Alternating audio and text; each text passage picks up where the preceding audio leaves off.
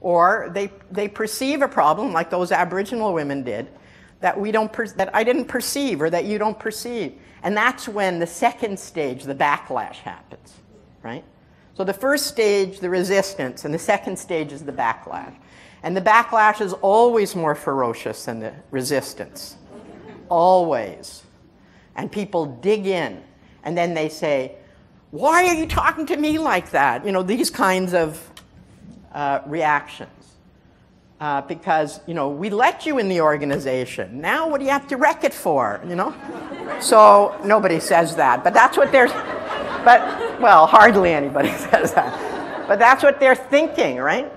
And so, you know, people who are particularly skilled who do this, and, you know, you talk to any person of color who's been a bit of a token, or any disabled person, have run into this. And they need champions, you see. They need champions, people who are not the new kid on the block, people who have been around for a while who are willing to stand up to this, who are willing to break that solidarity of the people who have been there for a long time, so that the new people, whether they're young or a person of color or whatever they're bringing, whatever quality they're bringing, that someone listens to them. I was just in a meeting last night, okay? And it was to organize another meeting. And it so happened, this is very rare for me because I usually work with a lot of young people, there was like 4 people my age and 1 young man. And we're organizing a meeting on climate change, okay? Teaching.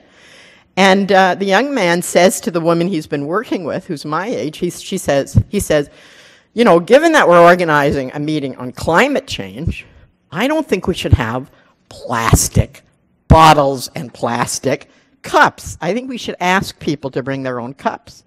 And she went nuts over this. How can you ask people to bring their own cups? That's not possible, blah, blah, blah. And, you know, who's going to do all this work? And who's going to buy the junks for water? And, like, I mean, even if she thought that, like, look around. You know? He's young and we're old, and we want young people to come to the conference. I'm not saying he's right for sure because he's young, but maybe he's right because he's, you know. So that's the kind of thing I mean. I know everybody's laughing because we've all experienced it, right?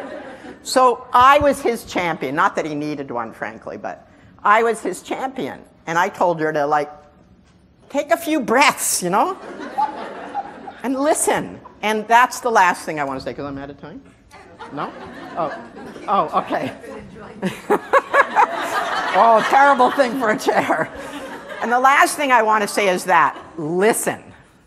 You want to be an agent of change, you have to listen. And that's maybe the most important. I kept saying what's important. You know, I believe that, I know this sounds crazy, every time I say it people think I'm crazy, that Bolivia is the beacon of hope for the world right now. It's an indigenous government, and Evo Morales is an indigenous president, and you know, he has very little education. He came up as a farmer. Amazing man, and he provides us a whole different quality of leadership. And 2 weeks ago, I was invited to a meeting with him in New York. Unfortunately, I couldn't go. But the people who went, without exception, when they came back, this is what they said. It was amazing. Because we went to this meeting, there were people there from all over the eastern United States and Canada to talk about strategies for climate change going to Cancun. And they said, and he welcomed us, and then he just listened. He listened. He's a president of his country. He's there at the UN to speak at the UN, and he invited young activists, mostly young activists, to meet with him, and he listened to what they had to say. And that was what impressed them the most, because actually listening, not listening so that you can, as you're listening, you're making up your argument, so when the person stops talking, you can make your argument. Not that kind of listening, but really putting aside your thoughts and actually listening to what that person is saying.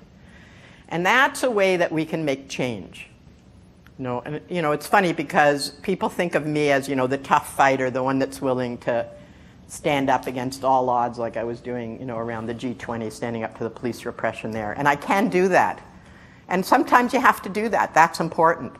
But on a day-to-day, the kind of change that you need to face up to, the things that I'm talking about are more important. Being willing to change, challenging your organization to change, particularly in terms of diversity, but also in the ways that you do things, and finally, really, really listening. Thank you very much.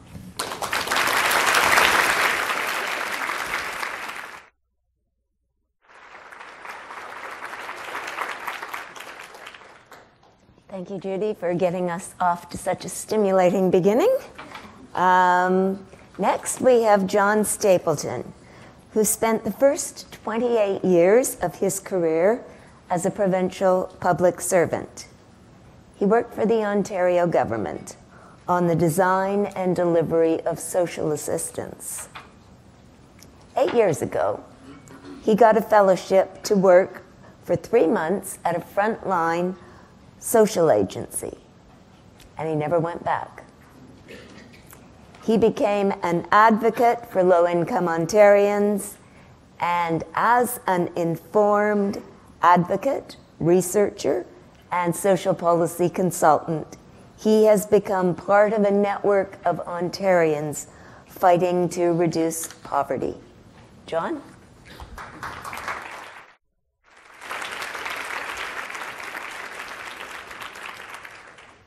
Hi, I have a PowerPoint, which I'm going to use. It's 98 pages. No, it's actually only 6. I thought I'd scare you. It's hard to follow, Judy, but I'll give it a try. We were handed, being a public servant, an ex-public servant, you never get it out of your blood. And so when they gave us sample questions and prompts, of course I took all the sample questions and prompts and put it into a PowerPoint. And of course, if you're really if you're a real true change agent, you break all the rules. So I'm just in training to be one of those people. So the first question that was asked is what it means to be a change agent. And the way I always think of it is to be a road warrior, that you're focused and you are in it for the long term. And I have a quote here from Javi Eckenberg, who attended I do a policy class in Toronto at an agency called Woodgreen. And one of the things that she said is to realize that there is no such thing as drive-by advocacy. In other words, you have to be in it for the long term, and you have to be focused, and you have to be dedicated. Now, it's no coincidence at all that when you see a lot of the very successful advocates that they are mothers. You have Mothers Against Drunk Driving. You have the mothers movement, especially in Ontario. I don't know how it's worked across Canada, that have worked for changes to the treatment and the funding for autism. And because mothers are in it for the long haul, what happens is every time they return home, they see the reason, whether it's a picture of a son or daughter that's passed away in the case of MAD, or it's their autistic child. When they go home, there's no point in time where they leave their issue at home. And because of that, they are the most successful advocates and they are the most successful change agents. And I think that we can all really take a lesson from the various mothers groups. They are relentless. They keep coming at you. They understand failure, but at the same time, they just take a different course, just like water going down an embankment. So it's... what you should always see, of course, is it's inevitable to see your setbacks. Failure is absolutely inevitable. You will fail. You'll have roadblocks. And you often hear people say, gee, oh, we didn't get what we asked. We asked for something to be in a throne speech or a budget or a policy announcement, and you didn't get it. The true change agents are not the ones who are standing around being disappointed about the fact they failed. They're the ones who are already thinking of the new campaign and starting to write it down immediately. So, yes, it's okay to take a break from your issue, and it's always good to clear your mind, and yes, go on vacations and that sort of thing. But don't really go home from your issue if you're going to be a true change agent, and I think the mothers are the best example of that. So the next question was the importance of change agents, and what you ought to know, and what's very important to know, is that change agents are always open to reframing. That's a part of that listening, I think, that Judy talked about. Because you have to change your narrative and your ask. And a good example of this is an anecdote. I remember a group, a fairly famous group that'll go unnamed, who wanted to bring their brief to a minister as part of a federal consultation, and they were told that they would not be in a position to do so. And they asked why, and the answer was, it's the same brief you gave last year. The ministers have already seen it. And the reaction was, well, nothing's changed. And they said, but you can't bring in your same brief. There's evidence. There's all sorts of changes taking place. All the things that you've done in that interceding year. When you bring in the same brief from the previous year, it shows you that you've let yourself go a bit stale. You have to change it. You have to update it, get the latest evidence, the latest trends. And then if your issue is starting to get a bit stale or the way it's framed, you have to think of that and put it out in a new way, in a fresh way that the public is going to be interested to hear. So it's more than refusing to accept the status quo. The status quo is open to you as change agents to reframe. You don't have to accept the media's or government's view of what the status quo is. You go out and create your own version of what the status quo is, and it might be something that's revealing and new and interesting. So I think change agents reframe and change both the status quo and the vision for the world they want.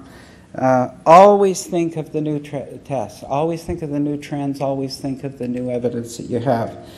And change agents always paint a picture in which a member of the public can see themselves. I remember there is an economist named Armin Yalnizyan who, one of her best reactions to one of her papers was The Rich and the Rest of Us. And it's a good title, and always be thinking of having inclusive good titles, because you want people to be able to see the title and want to read more, because I'm included. Well, there only is the rich and the rest of us. So that is 100% of everybody in society and everybody in the room. So already it's not something about some small or obscure group and how particular funding is needed for them. What the change agent always does is think in terms of all of us. So, advice for facilitating and enacting change. Understand senior governments. Here's my one. You always have to have a PowerPoint mistake, so I've got seniors government. It should say senior government. As you know, you can't proof your own stuff, no matter how hard you try, and it doesn't matter. And the more you read it, the more you miss the mistake. But just remember, please think in terms of government, think of 5 things. Think of 5 pillars of government. When you're talking to the government, it's everybody always wants to talk to the government, the party in power. And I always find that a bit strange, because the party in power is the only part of government that's temporary. So any of the... So there's 5 parts of government. Parliament, number 1, in no particular order. There is the party in power. There's the public service. There are agencies, and this is not a small part of government. In Ontario, there's 630 named regulated agencies, and some of them are bigger than the ministries to which they report to, like the Workers' Safety and Insurance Board, or even the Liquor Control Board of Ontario. They're big agencies. And finally, various crown corporations of various sorts. So when you are going to advocate or talk to or think about government, don't just think of the party in power. Think about those 5 pillars. And you're saying, are we doing everything we can do in talking to the opposition parties? Are we doing everything we can do in talking to the public service? Those are the permanent civil servants. Have we looked through all of the hundreds of agencies in our government to see which ones that deal with our issue? And finally, is there any special crown corporation that deals with your issue? I find, generally speaking, that very few advocates and change agents are looking at all 5 of those when they should be. Remember to engage all levels of civil society and government. We all have our horizontal tranche, and what that means are the people who look like us, they dress like us, they're comfortable with us.